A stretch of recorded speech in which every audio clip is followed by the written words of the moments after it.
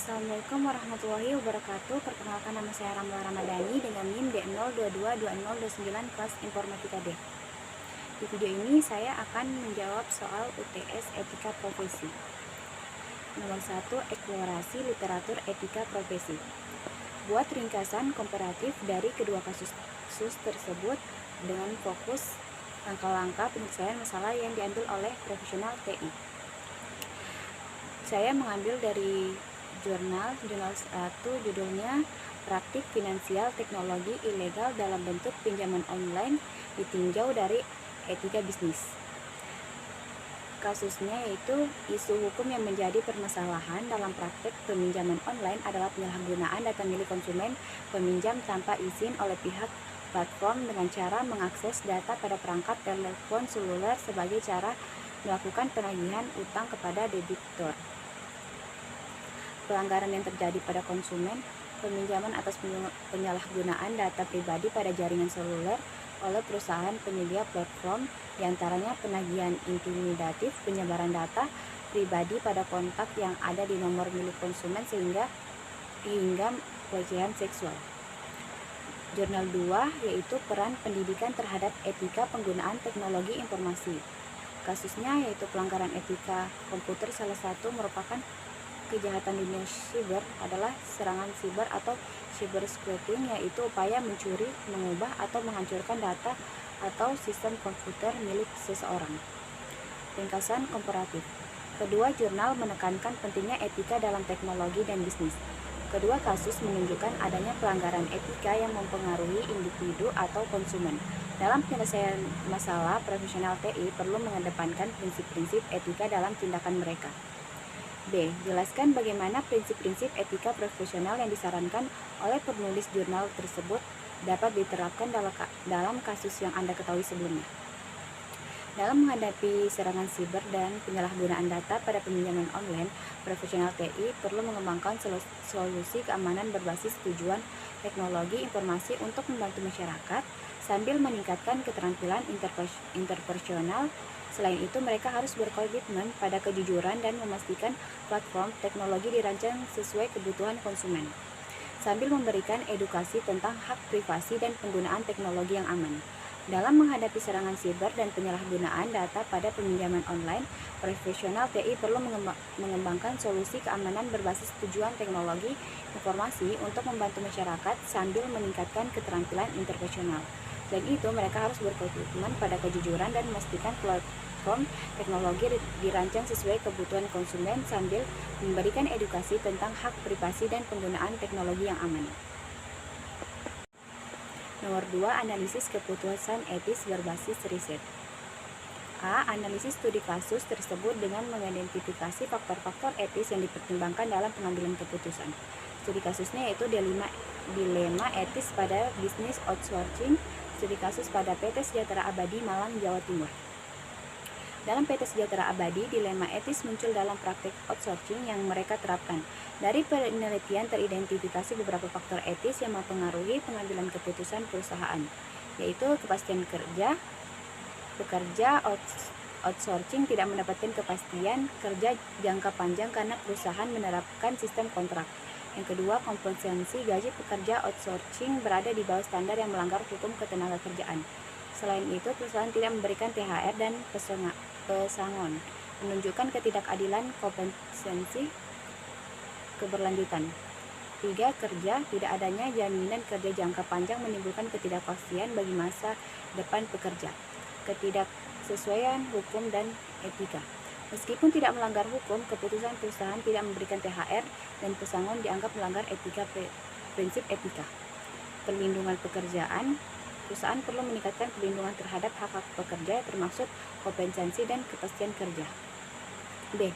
Dengan mengacu pada kepentingan terkait, jelaskan bagaimana prinsip bisnis sebagai etik profesi luhur bisa mempengaruhi keputusan dalam studi kasus tersebut. Dalam kasus PT Sejahtera Abadi, prinsip bisnis sebagai profesi luhur mempengaruhi keputusan perusahaan dalam beberapa aspek. Integrasi menekankan perlunya bertindak jujur dan konsisten dengan nilai-nilai perusahaan. Keadilan membutuhkan pemberian hak yang sama kepada semua pekerja, termasuk dalam kompensasi yang setara. Sementara tanggung jawab sosial menuntut perusahaan untuk berkontribusi positif terhadap masyarakat. Dengan mengadopsi prinsip-prinsip ini, perusahaan dapat meningkatkan integrasi, keadilan, dan tanggung jawab sosialnya dengan mengatasi dilema etis yang muncul.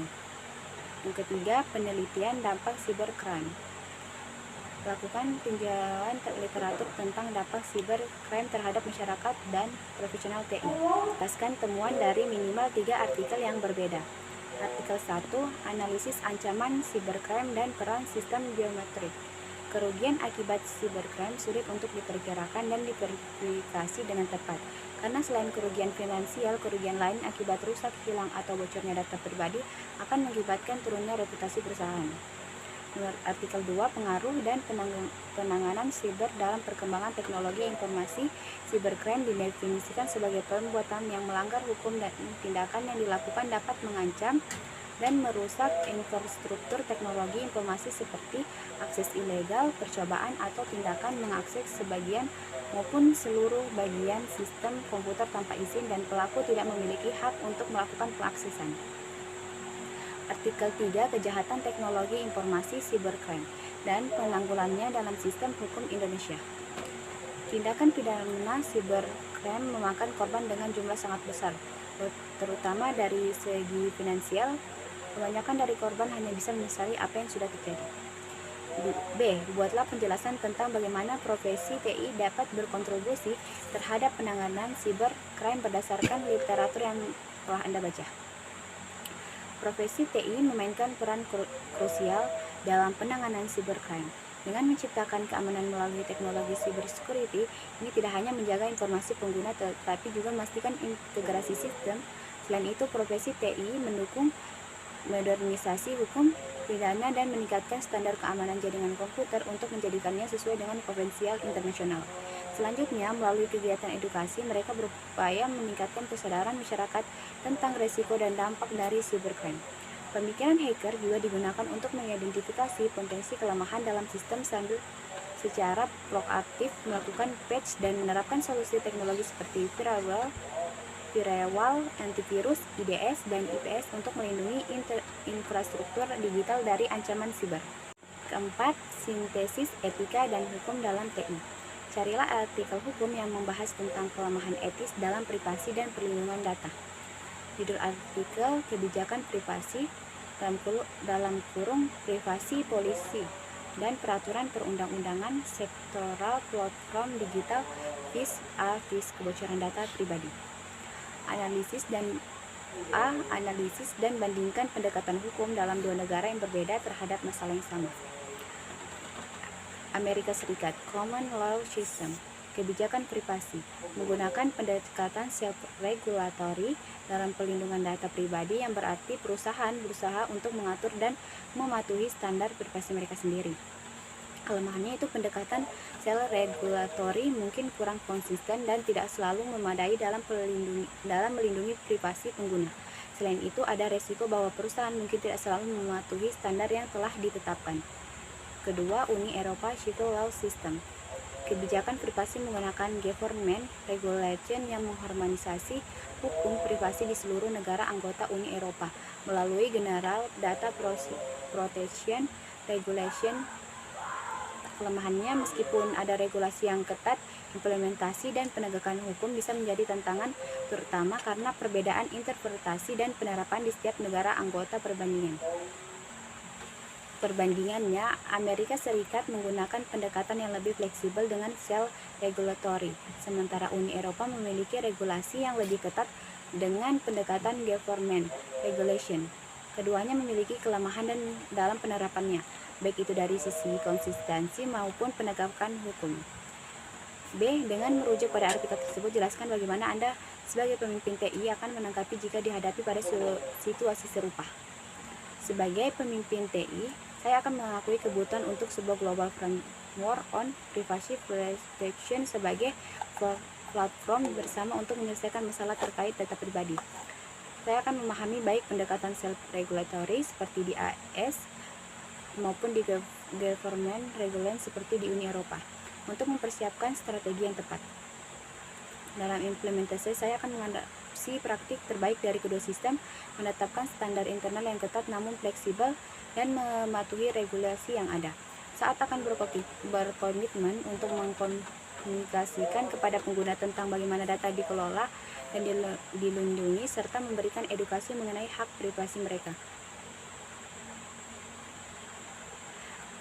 Nomor 5.